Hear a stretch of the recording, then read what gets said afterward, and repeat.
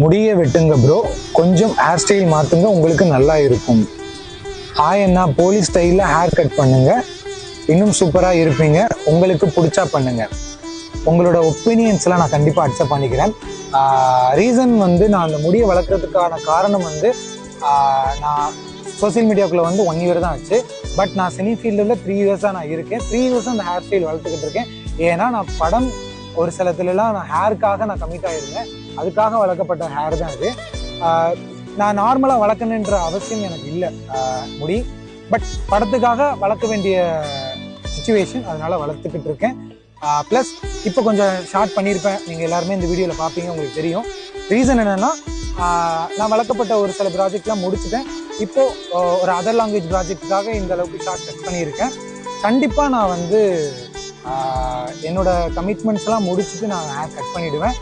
ஆனாலும் என்னை தேடி வரக்கூடிய, எனக்கு அமையக்கூடிய ப்ராஜெக்ட்ஸ் எல்லாம் என்னோட ஹேருக்காக அமையுது.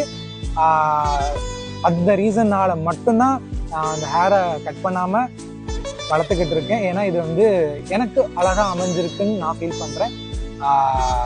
உங்களோட அன்புக்கு ரொம்ப நன்றி. அவ்வளோதான்.